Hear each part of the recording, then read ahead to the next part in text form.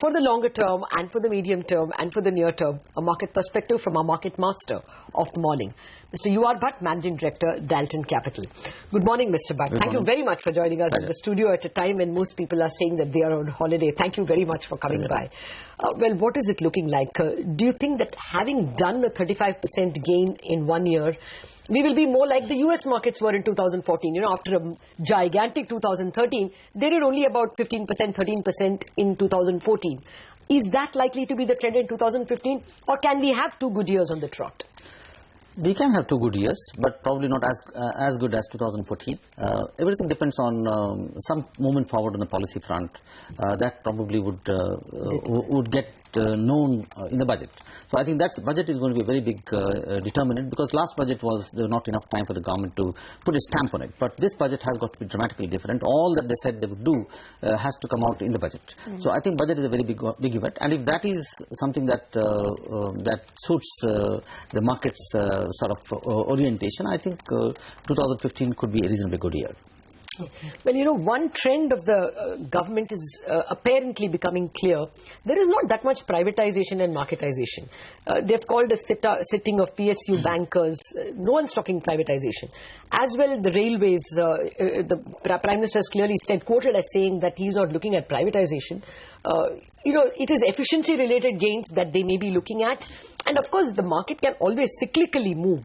Do you think, even without any dramatic labor or privatization kind of moves which the markets could be expecting, there can be a big cyclical upturn, say with a mix of good governance and a mix of rate cuts? Absolutely. I think that is quite possible, because privatization is not the only prescription that is there. Because if you see the Prime Minister's...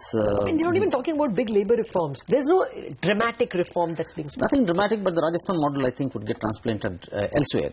But if you see his record in Gujarat also, I think he's turned around quite a lot of the PSU companies through better management, better efficiency, better direction, more freedom, so more latitude for the management. I think that is probably the model that would get translated even on the national scale.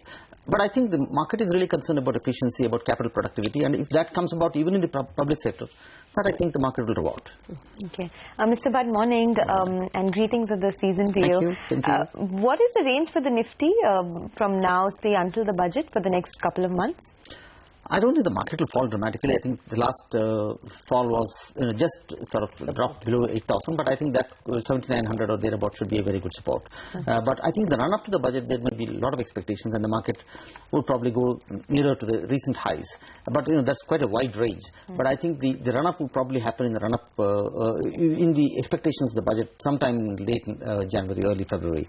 But till then, there's nothing much to really take the market up dramatically. I think the market will be till about the 3rd week of January. I think it should be around these levels, 8,000, 8,200, 8,300 levels. I think that would be the region. That would be the range till about 3rd week of January. Okay, so 7,900 to 8,300 is what you're watching. Think, yeah. This year, in 2014, if you had put your money in 2 spaces, private banks and in autos, you would have made the most amount of returns. What do you think could be the big sectoral winners in 2015? 2015, if the government gets it right, I think the public sector banks would be a big surprise.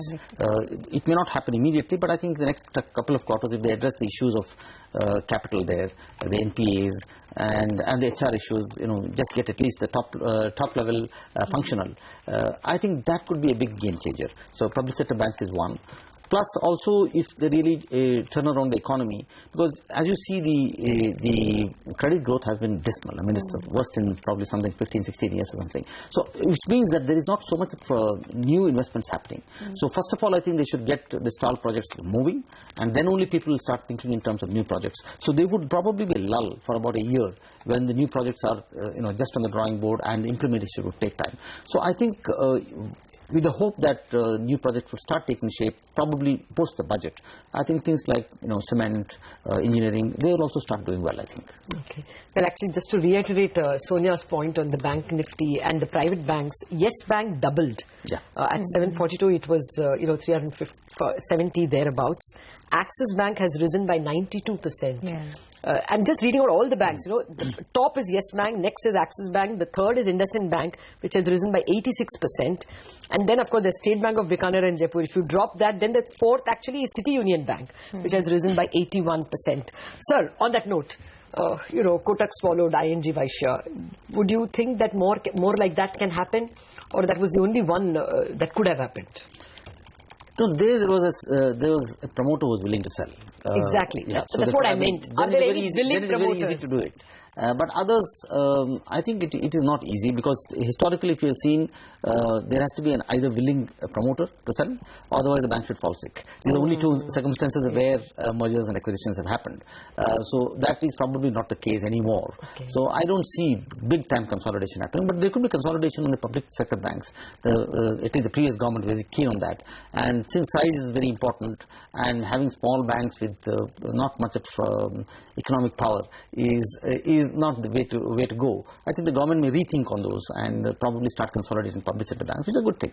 At a weak moment, this conversation got reported to me. A former RBI governor asked a former top official in the finance ministry, why are you pushing consolidation of two like-minded, like-looking PSU banks? And he said, I am not able to show reform in any other fashion, so I am trying to push consolidation and look like a reformer.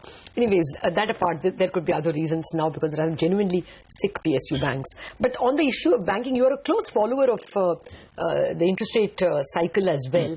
What are you expecting by way of interest rate moves in 2015, and are most of those gains factored in PSU banks, or is there some wealth to be made? Well, I think based on the movement of interest rates, I think quite a lot of the gain has already happened, because the market was always expecting interest rates to be softened by the RBI every time there was a meeting. But now with the volatility in the rupee having weakened quite substantially, I don't know whether that would be a very prudent decision to take. And so therefore, I think it will probably take some more time than even February for a rate cut to happen, because I think they would require some stability in the forex market also for that to happen. So, but barring that, I think the big gains in public sector will happen through reforms, and where the government has a very important role to play in terms of capital. I think that is very important. There is a huge sort of chasm, gap in capital, and I think they have to find some way of filling that up. All right, I just wanted to point out one stock, Bhat Airtel, and wanted your view on that as well. The stock is under pressure now, down almost about 0.5%. The market has not taken the news very well that Bharti will be charging more for Skype, for Viber, so voice over IP, and it could lose its market share quite a bit if competitors don't follow suit. What do you do with Bharti now? I mean, that stock clearly has, underperformed this year. It's up only 6% this year. Don't talk about specific stocks, so therefore we will speak on that. Okay, as a sector, I mean, there are things changing in the telecom sector. Would you increase your allocation there, or would you just stay away? Well, I think the auctions, the spectrum auction is very important, because how much is going to be paid for that? That I think is a very important sort of determinant of the course forward for telecom stocks. So I think we should watch that space closely, because quite a lot of these companies will have to pay top dollars for the spectrum.